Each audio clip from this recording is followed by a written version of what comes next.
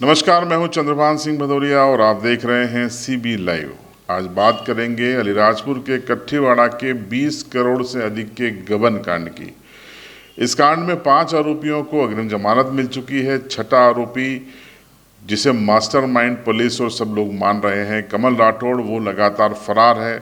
Police का दावा है कि वो लगातार छापेमारी कर रही है, लेकिन कमल फिलहाल पुलिस की गिरफ्त से दूर है। अब नई खबर ये है कि पुलिस ने 2 धाराएं बढ़ाई हैं, या हम कहें कि सीबी लाइव की एक खबर का असर हुआ है। पिछली खबर में हमने कहा था कि इसमें भ्रष्टाचार निवारण अधिनियम की धाराएं नहीं लगी हैं। अगर ये धाराएं लगती हैं तो आरोपी की संपत्ति की जांच पुलिस करेगी और संपत्ति की सूची विशेष न्यायालय अधिनियम 2011 के तहत न्यायालय में प्रस्तुत करेगी, जहां 6 महीने के भीतर सिद्ध होने पर आरोपी की सारी संपत्ति राजसात कर ली जाएगी। तो इस वीडियो का भी असर हुआ है और अब पुलिस ने इसमें पीसी एक्ट यानी प्रिवेंशन ऑफ करप्शन एक्ट की धारा 13 भी लगा दी है। ये बड़ी खबर है और पुलिस की इस कार्रवाई को एक सही दिशा में उठाया गया हम कदम कह सकते हैं। पुलिस ने कमल राठौड़ को चारों तरफ से घेरना शुरू कर दिया है। जिन लोगों को ये लगता था कि यह अलीराजपुर ज़िला है, यहाँ कुछ नहीं होता, दरअसल ऐसे लोग नेगेटिविटी फैलाते हैं। अलीराजपुर भी मध्य प्रदेश का एक ज़िला है। अलीराजपुर भी संविधान से संचालित होता है। अलीराजपुर में भी पुलिस उसी तरीके से काम कर सकती है जैसा बाकी ज़िलों में करती है। इसलिए इस तरीके के नैरेटिव फैलाने वालों को पुलिस ने चौंकाया है। पुलिस ने आईटी एक्ट की धारा भी लगाई है कमल राठौड़ पर और पीसी एक्ट यानी प्रिवेंशन ऑफ करप्शन एक्ट की धाराएं भी लगाई है। और इतना ही नहीं, अब पुलिस ने जो कमल राठौड़ और उसकी पत्नी हैं और उसके 27 रिश्तेदारों को आइडेंटिफाई किया है, जिनके खातों में पैसा जाता था कमल के जरिए। उन सभी की संपत्ति की डिटेल्स खंगालनी शुरू कर दी है। पुलिस ने इंदौर के रजिस्ट्रार को चिट्ठी लिखी है, पुलिस ने अलीराजपुर रजिस्ट्रार को चिट्ठी लिखी है। इसके अलावा कुक्षी, गंधवानी, जोबट, खरगोन, तमाम ज़िलों में ऐसे रिश्तेदारों और को भी चिट्ठी लिखी गई है, जिसमें कमल राठौड़, उसकी पत्नी और इन 27 रिश्तेदारों की संपत्ति की जानकारी मांगी गई है।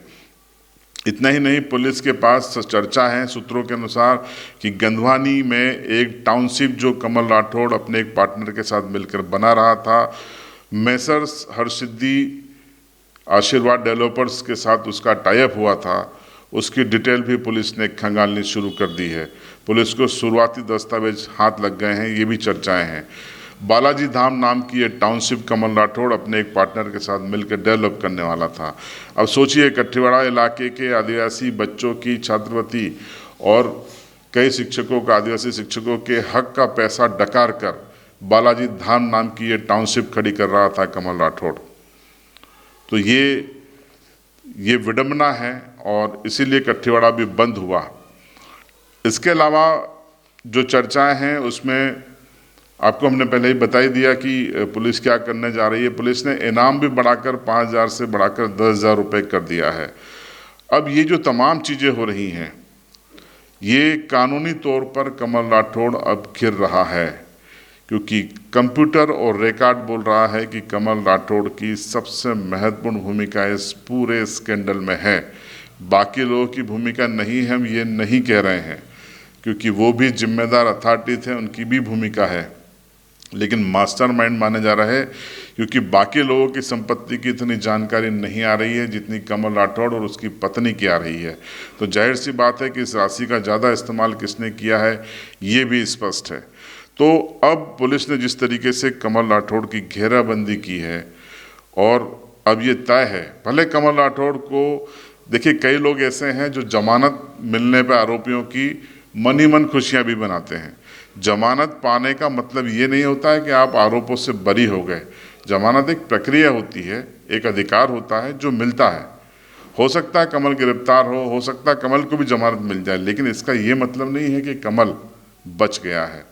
जो धाराएं हैं, जो डॉक्यूमेंटल एविडेंस हैं, वो सारी चीज़ें अब न सिर्फ कमल को इस गबन स्कैम में आरोपी साबित करेंगी, बल्कि अब उसकी 2018 से लेकर 23 के बीच कमाई गई या अर्जित की गई तमाम संपत्तियां की डिटेल भी अब पुलिस के पास होगी। वो संपत्ति कुर्क की जा सकती है, रासात की जा सकती है। अब इसी दिशा में पुलिस आगे बढ़ रही है।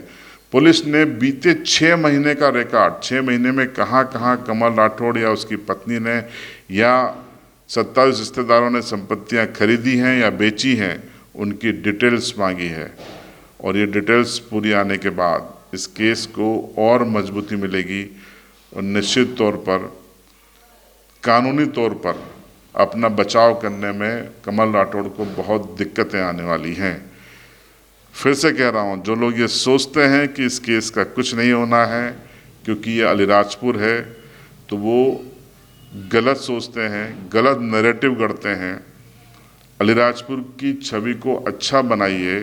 अलीराजपुर की छवि के साथ इस तरीके का गबन कांड करने वालों के साथ खड़े रहने के बजाय इनको सज़ा दिलाने के लिए आप आगे आइए और नैरेटिव पॉजिटिव बनाइए। आपकी राय कमेंट बॉक्स में ज़रूर बताएं।